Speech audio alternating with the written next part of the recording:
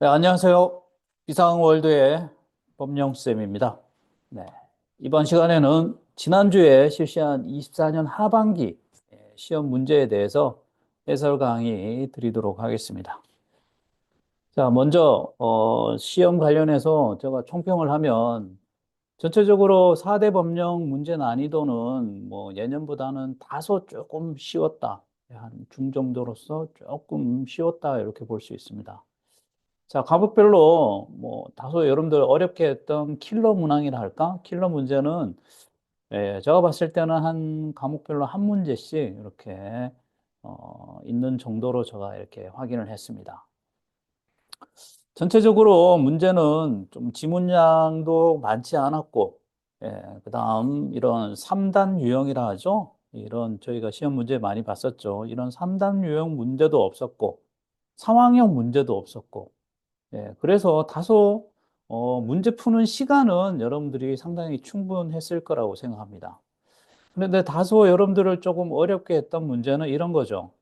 평상시에 별로 중요하지 않게 봤던 별표에서 이렇게 문제가 두 문제나 나왔습니다. 민방위는 장애 등급표 문제가 나왔었죠. 그 다음 재난안전법은 안전기준 분야 및 범위. 별로 이거 공부하면서 그냥 한 번 정도 이렇게 쓱 보는 그런 내용에서 이렇게 한 문제씩 턱턱 출제위원이 냈습니다. 아무래도 뭔가 변별력을 두려고 여러분들이 풀 수 없게 하기 위해서, 어렵게 하기 위해서 그런데 이렇게 그런 부분에서 문제를 낸 것 같습니다. 그걸 빼고는 크게 어려운 문제가 없었습니다. 다소 평이한 문제였었죠. 그 다음 시간도 충분했고. 그래서 제가 보기에는 뭐 소령은 한 한 문제, 중대령은 한 세 개 정도 틀리신 분들은, 세 개 이내로 틀리신 분들은 아무래도 좋은 점수를 받지 않을까 싶습니다.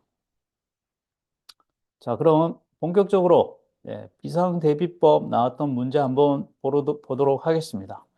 자, 첫 번째 1번 문제는 비상대비 계획에서 나왔습니다. 뭐 계획은 늘 뭐 지금까지 나왔던 문제에서 크게 벗어나지 않는 문제였습니다.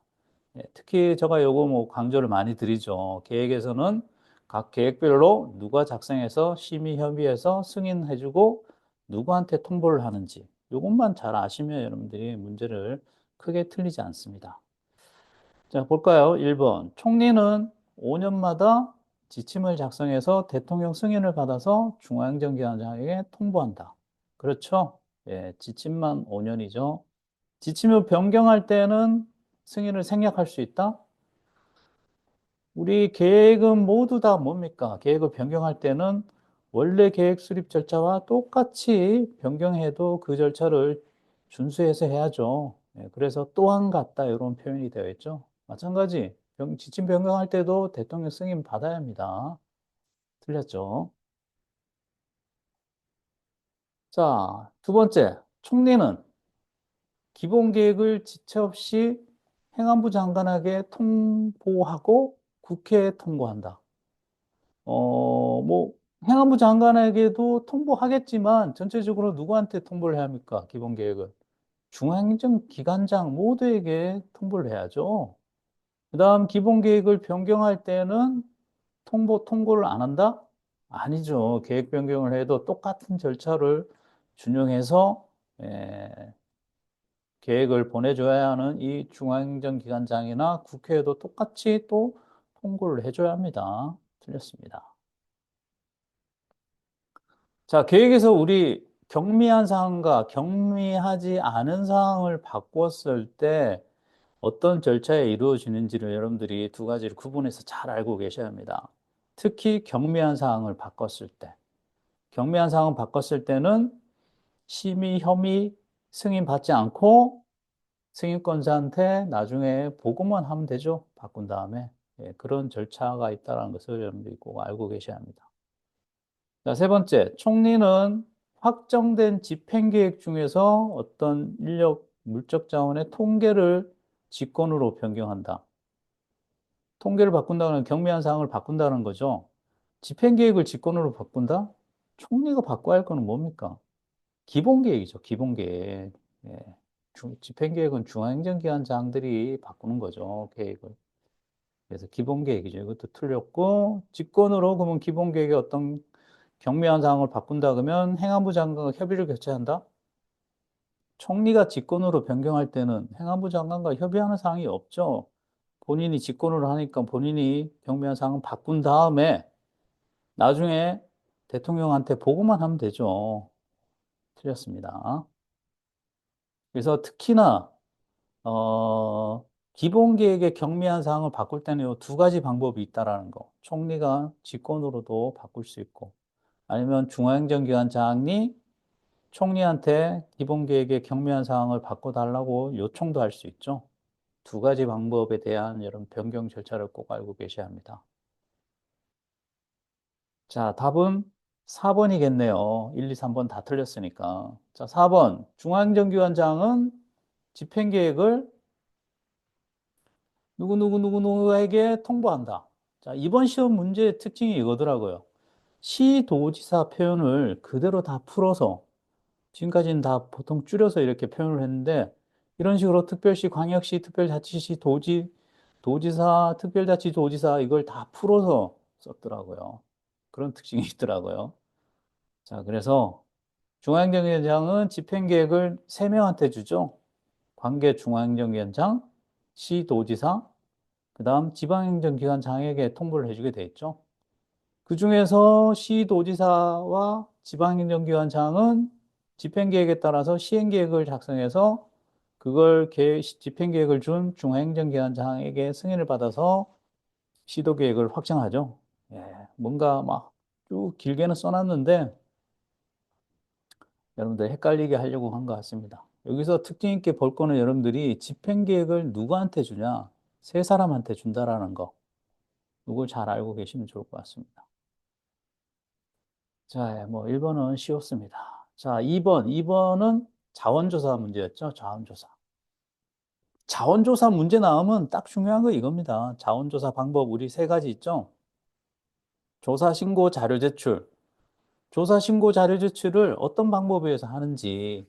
예, 조사, 신고 같은 경우에는 자원조사표를 송부하고 조사는 직접 공무원이 가서 이렇게 하는 거고 신고는 신고 대상자가 신고를 하는 거죠. 자료 제출은 이 중증관리 대상 업체와 관련된 협회 단체장이 자료를 제출한다라는 거.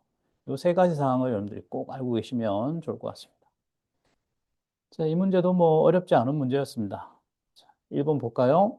비상대비 책임기관의 장, 시군구청장을 제외한다. 그렇죠. 우리가 자원조사는 시군구청장이 권한이 없죠. 자원조사에 대해서. 자, 물자 소유자에게 신고를 하게 할 수 있다.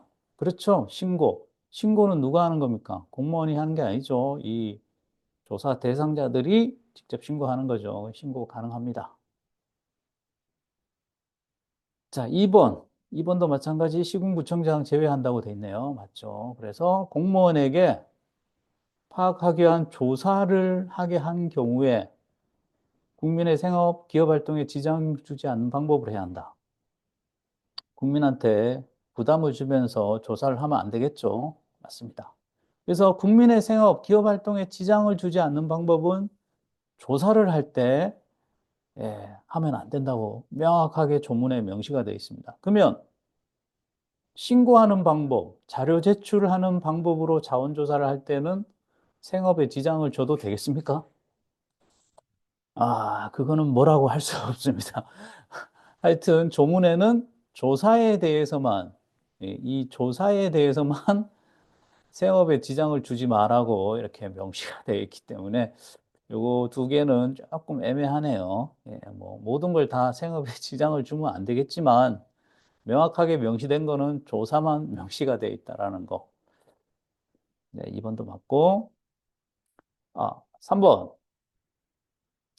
자, 인력자원 조사를 하는 공무원은 인력자원 대상자에게 그 권한을 표시하는 증표를 송부하고, 네, 말도 안 되죠. 자, 인력자원 대상자에게 그 자원조사를 한다고 뭘 송부해 줍니까? 증표가 아니고 자원조사표를 먼저 보내주는 거죠. 증표는 조사하러 나갔을 때 그 대상자에게 보여주면 되는 거죠. 예. 틀렸습니다. 자, 원조사표를 송부해 줘야죠.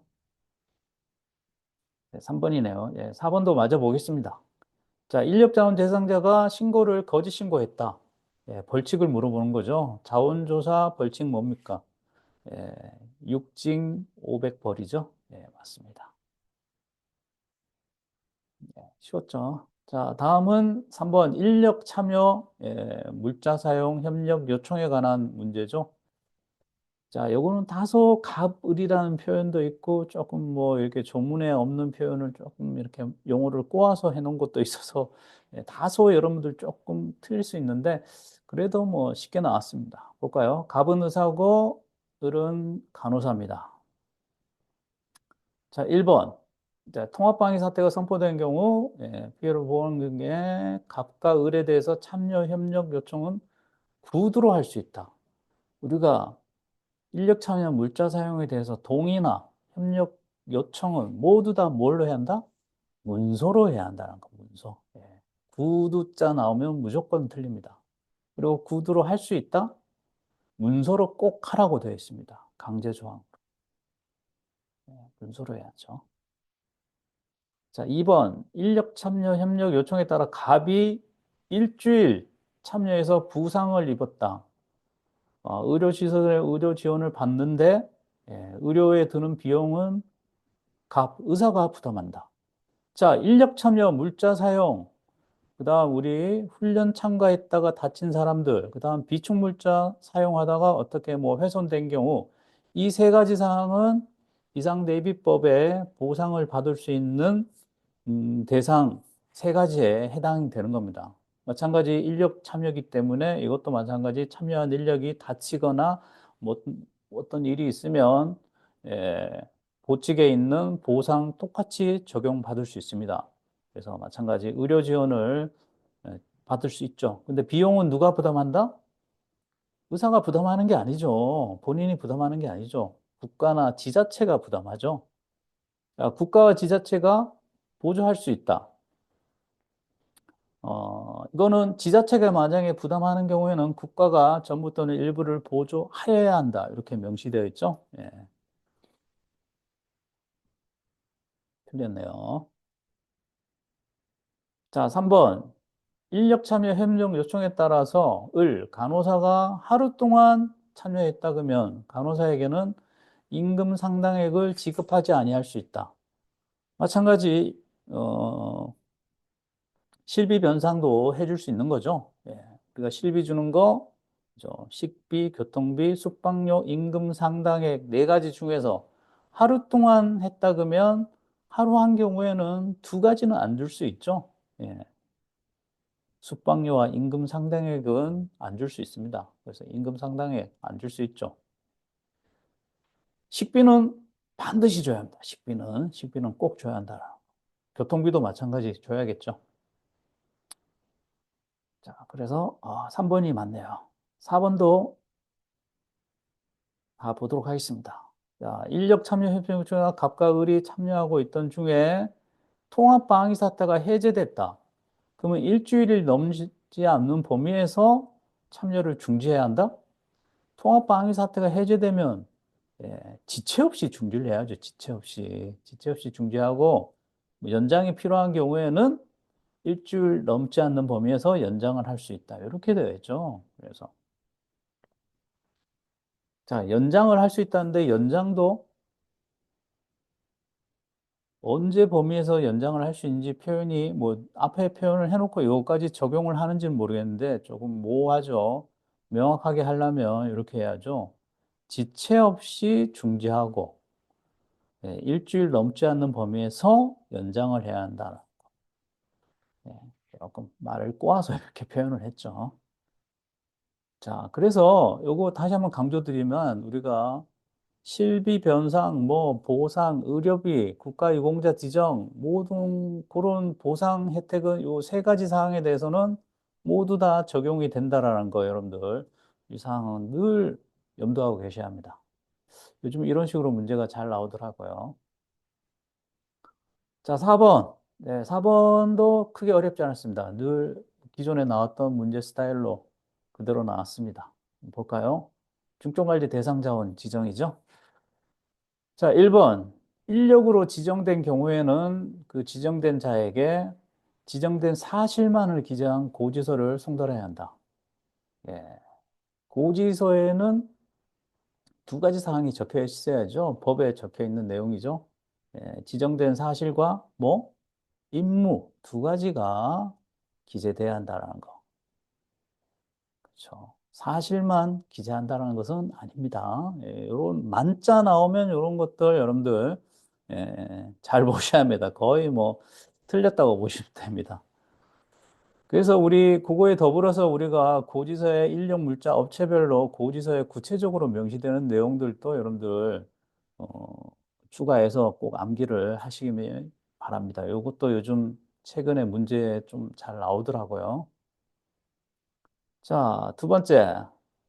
만약에 중점관리 대상 업체가 도산이 됐다. 그래서 지정을 해제하려는 경우 미리 업체가 수행에 적합한지 조사를 해야 한다. 조사를 언제 한다? 해제하기 전에. 그러니까 해제하려는 경우라니까 해제 전에 먼저 조사를 한다는 거죠. 그렇죠. 우리가 중점관리 대상 자원을 지정 해제할 때는 뭐다? 해제하기 전에 조사하고 해제한 다음에 문서로 통보를 해줘야죠. 예. 요것도 여러분들 좀 잘 알고 계시면 좋겠어요. 아직까지 여기에 건드리는 문제는 없었는데 앞으로 나올 수도 있습니다. 요즘 문제 추서 보니까 이제 막 구석구석 안 나온 부분을 찾아서 이렇게 출제위원들이 내더라고요. 자, 세 번째.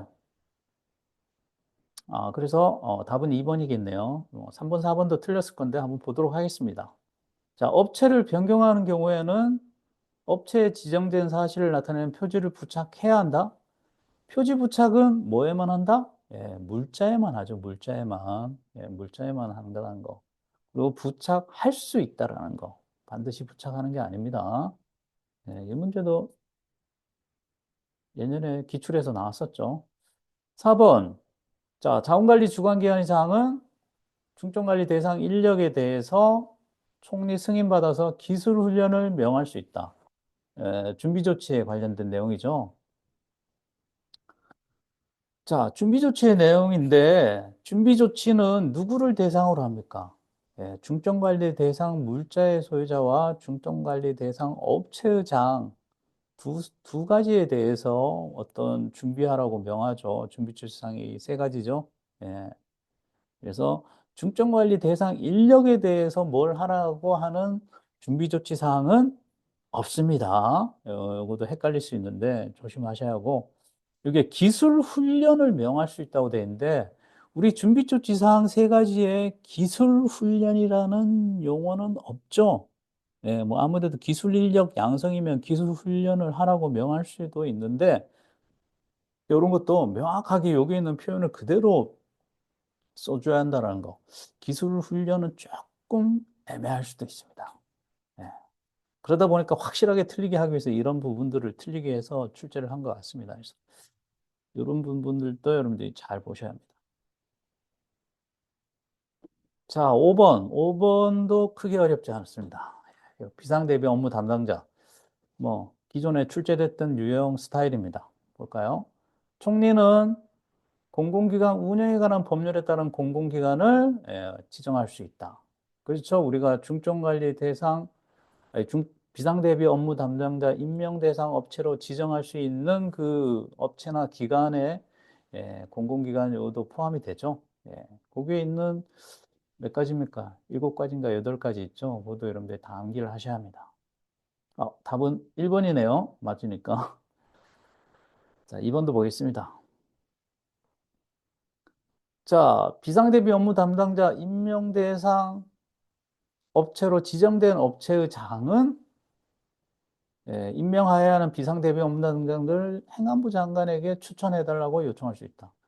누구한테 추천을 요청해야 합니까? 총리한테 해야죠. 총리가 이렇게 어떤 업체를 지정하기 때문에 비상대비 업무 담당자도 해달라는 것은 요청하는 것도 마찬가지 총리한테 해야죠. 자, 참고적으로 요거도 여러분들이 잘 알고 계셔야 합니다. 임명 대상 업체의 장이 비상대비 업무 담당자를 임명하게 되어 있죠. 예, 임명이 돼 있다는 걸 꼭 알고 계시기 바랍니다. 자, 행안부 장관은 헌법재판소에 그 비상대비 업무 담당자를 지도하여야 한다.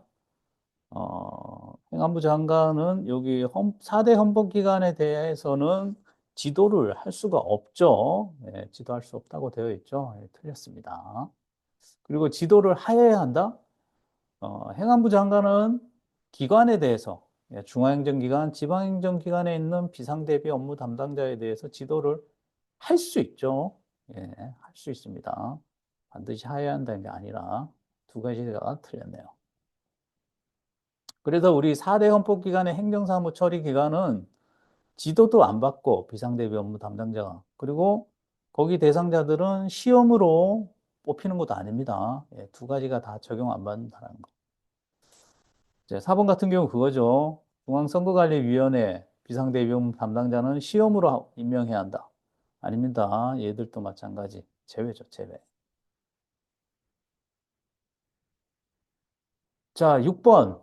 6번은 비축인데, 비축 이 문제는 뭐 쉽게 나왔습니다. 여러분들이 잘 아실 겁니다. 예.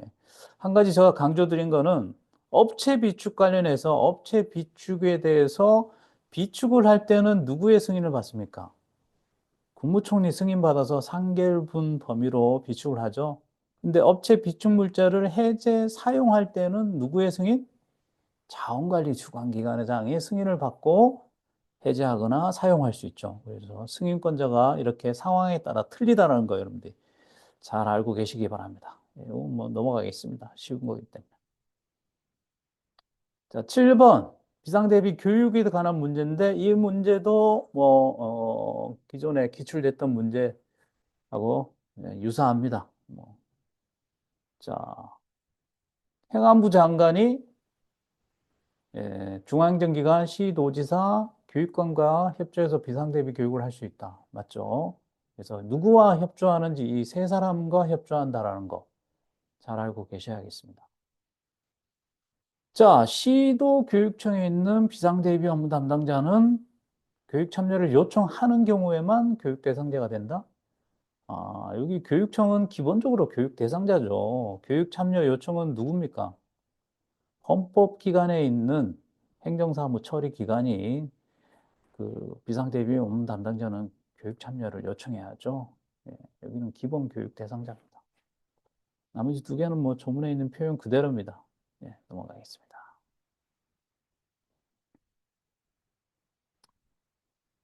자, 8번 문제. 이거는 동시관리 훈련 문제인데, 이 문제는 제가 봤을 때는 시간 끌기 하는 문제였습니다. 시간 끌기 하는 문제였고, 비상대비법에서 가장 어려운 문제가 아니었을까 생각합니다. 왜냐? 틀린 부분을 찾기가 상당히 조금 힘듭니다. 잘 눈에 안 들어옵니다. 한번 볼까요?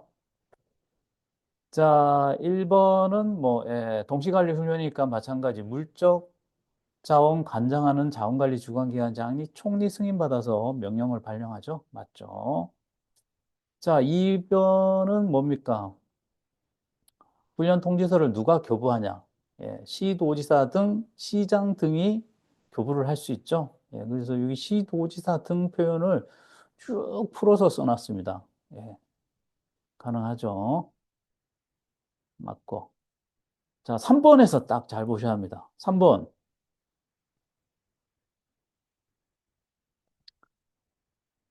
어, 마찬가지 시도지사 등은 훈련 대상자의 거주지가 훈련 대상 물자의 소유자의 거주지와 다른 경우, 그러니까 훈련 대상자가 살고 있는 곳과 그 훈련 대상 물자의 소유자하고는 어떤 다른 지역에 이렇게 있다라는 거죠. 그런 경우에는 인력 훈련 통지서를 누구한테 보내줘야 합니까? 훈련 대상 물자 소유자 거주지의 시도지사 등에게 통보를 해줘야 합니까? 아니죠. 훈련 대상자 거주지죠. 훈련 대상자. 예, 훈련 대상자. 이 부분이 딱 눈에 잘 안 들어옵니다. 쭉 읽다 보면 그런 것 같아서, 맞는 것 같아서. 그래서 이 부분이 가장 여러분들을 조금 곤란하게 하지 않았을까. 그렇게 봅니다. 그래서 제가 뭐 예시를 이렇게 했는데 여러분들은 뭐 참고하시기 바랍니다. 예. 자, 4번 같은 경우에는 뭡니까? 예, 우리가 동시관리 훈련 통지서는 시도지사 등 시장 등이 누구한테 두 가지 다 줍니까? 물자 소유자 업체장한테 인력 물적 자원 통지서 한꺼번에 다 주죠. 다 받은 다음에 훈련 대상자에 다시 또 뭘 줍니까? 인력훈련 통지서를 보내줘야죠. 그래서 그 인력훈련 통지서를 받아들고 훈련에 참여하는 겁니다. 훈련 대상자는. 물적자원훈련 통지서는 누가 갖고 있는 겁니까? 뭐 물자의 소유자나 또는 업체장이 갖고 있다가 훈련 참여하는 거죠. 그래서 통지서 전달 체계는 이런 식으로 이루어진다라는 거. 인력훈련 통지서가 어떻게 보면 핵심 단어입니다. 자, 다음은 비상대비 훈련. 뭐, 이 부분도 크게 어렵지 않습니다. 여러분들. 기존 출제 유형과 비슷합니다. 그래서, 뭐, 옳지 않은 부분 볼까요? 음, 2개 이상 부분의 지역별 훈련은 물적 자원 훈련 부분에 대해서는 행안부 장관이 총리에게 실시를 요청해야 한다. 2개 부처 이상이니까 그 관계되는 2개 부처 자원관리 주관기관장이 협의를 해야죠. 행안부 장관이 아니라 협의를 해서 총리한테 실시를 요청하여야 한다?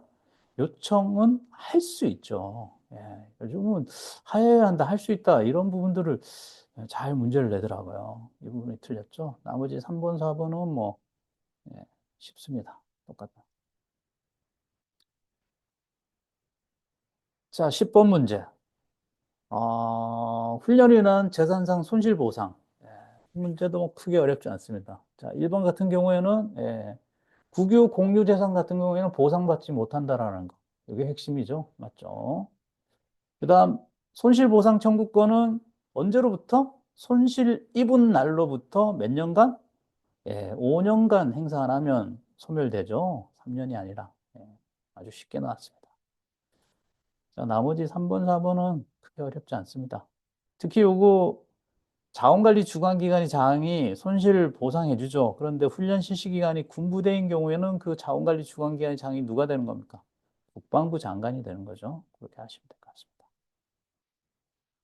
자, 11번도 이거 뭐 파견 기간 나오는 건데 이거 뭐 어렵지 않죠. 14일, 90일이죠. 쉽게 나왔습니다. 자, 12번 정부 연습, 자체 연습. 네, 이것도 뭐 기존 출제됐던 유형과 비슷합니다. 자, 1번 정부 연습은 군사 연습과 함께 할 수 있다. 그렇죠? 군사 연습은 정부 연습과 같이 할 수 있다는 거. 핵심이고. 자, 정부 연습은 누가 누구의 승인? 총리가 대통령 승인 받아서 명령을 발령하죠. 맞죠? 자, 지자체 2개 부분일 때는 누가 누구의 승인? 행안부 장관이 총리 승인. 이거의 핵심입니다. 자, 정부 연습, 자체 연습 시행에 필요한 사항은 2개 다 누구의 승인을 받아서 정한다? 국무총리가 대통령 승인 받는다는 거. 예. 자체 연습인데도 국무총리가 이렇게 정해준다라는 특징이 있는 거죠. 자, 13번은 뭡니까? 다른 훈련과 관계. 이것만 알고 계시면 됩니다. 이것만 알고 계시면 가장 우선되는 게 뭡니까? 병력동원, 군사교육 소집, 그다음 동시관리 훈련. 그래서 비상대비법에 나오는 훈련은 동시관리 훈련과 동시관리 훈련을 제외한 비상대비 훈련 2가지가 어느 순위에 있는지를 잘 알고 계시면 됩니다. 특히 여기에 디귿 같은 경우 이거죠. 동시관리 훈련을 포함한 훈련은 예비군 동원 훈련에 우선한다. 예비군 동원 훈련에 우선하는 건 동시관리 훈련만 우선되지 그 외에 비상대비 법률에 관한 훈련은 예비군 훈련에 우선하지 못하는 거죠. 그게 핵심이었습니다. 네. 지금까지 비상대비법 기출문제 알아봤습니다. 다음 시간에는 민방위 기본법 기출됐던 문제 한번 알아보겠습니다. 수고하셨습니다.